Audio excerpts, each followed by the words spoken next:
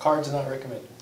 I mean, you got it, man. That's it. Hi everyone, this is Miles and I'm here with Josh. We're the co-founders of Credit for Dropouts. And we're just here to talk to you today about cards that we do not recommend. So I just want to go over a few things when you're trying to get good cards. These are the cards we don't want you to get because they suck. Yeah. So CAPL, Capital One. I call it Crapital One when you're starting out because we don't like these cards. Not necessarily because they're bad cards. There are actually some Capital One cards that are really good. The Venture is a really good card.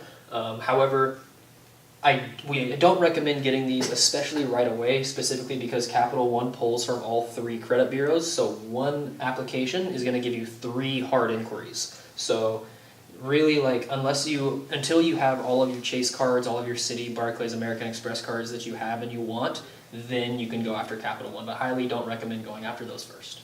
It's like one of those cards you'd be like, oh, I'll do that later. Yeah, exactly. The other one is Discover.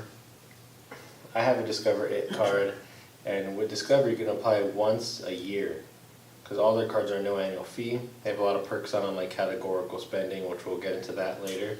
Subscribe. There you go. Once every 12 months you can get the next card. Mm-hmm. So, yeah. Yeah, one of the reasons I don't like to go after Discover, the main reasons for me is because they look really, really good on paper.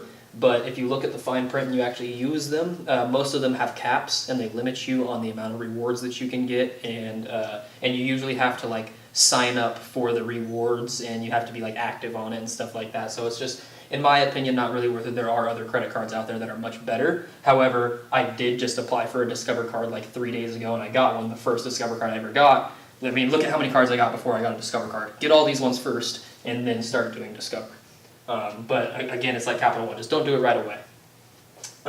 We also got Credit One, which personally I don't have much experience with, but this was one that Miles said that he didn't really like. I brought it up because they always send people letters in the mail that don't have the greatest credit, but they do a monthly annual fee of maybe $7 to $15 a month. So it's a monthly fee then? Yeah, so it's ridiculous. Just if your credit is that bad, don't get one of these cards. You're better off just fixing your credit before you do anything else. Cool. The next thing we want to talk about is these are cards that you don't want to get at the very beginning of your credit journey. Yeah. I'm just not very good at all. Department store cards like Macy's, JCPenney, you're not going to get a high limit. And are you really going to consistently spend on clothes?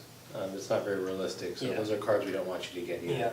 Yeah. The only time I would ever recommend getting a department store card is if you're 18 years old and you have no credit history and you're really trying to just get something approved for. The very first card I ever got was this Macy's card right here. And the reason I got it was because my credit score was at a 580 or something like that, because the only thing that was reporting onto my credit report at the time was I co-signed on a car loan. My mom co-signed on a car loan for me, and that was the only thing on my credit report, and they gave me a 500 something. And then I went and I applied for the Macy's card and I got approved for that. So that's really the only time I would recommend one of those. If you're at a decent spot already, there's no reason to go after a department store card because they're going to give you no rewards, which kind of brings me to the next one, non-rewards cards. The whole point of a credit card is rewards. You want to get cash back, you want to get miles, you want to make sure every time you're spending a penny, you're getting something back. And there's a lot of banks that offer cards that seem really, really good, but they really don't offer you that much. For example, most banks like Bank of America, Chase, Wells Fargo, they have credit cards that they target you specifically for balance transfers. So they say, hey, we noticed you had some usage sitting on your credit report. If you sign up for this credit card, we'll let you move that whole balance onto this credit card and we won't charge you interest. Well, okay, cool, but if you use our hacks that we show you, if you want to subscribe and learn how to hide your debt, then you don't need that because you won't be paying interest on your debt anyway, because you're going to be constantly revolving it around your accounts, so it won't be seen by the bureaus anyway. So that's why I recommend staying away from anything that doesn't give you any sort of rewards. It's got to be at least cash back or give you some sort of travel points or something along with it. Let's see, anything else you want to throw in here into this one? A lot of non-rewards cards exist at credit unions. So I bank at a couple credit unions, and they all have credit cards, but nothing whatsoever. Absolutely not. I actually have, this is my only credit union credit card that I have, and It does absolutely nothing. This was one that I got before I learned about credit and everything, and that was the credit union that gave me my car loan. So I figured, they'll probably approve me for that, which they did, and they gave me $500, and I've literally never used it because there's no reason for me to use it. So, yeah, stay away from those. So just to go over cards we don't recommend when you're starting out. Maybe if you got all the cards you really want, go for it.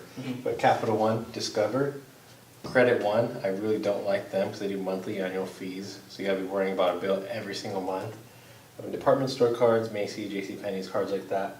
And then the non-rewards cards. And if, like we're talking about again, if you have all the cards that you want and you're just increasing your total number of accounts, sure, get one of these cards. But if not, then if you don't have this many credit cards, don't get any of these. That's pretty much the rule at that point. But yeah, that's awesome, guys. We'll see you on the next lesson.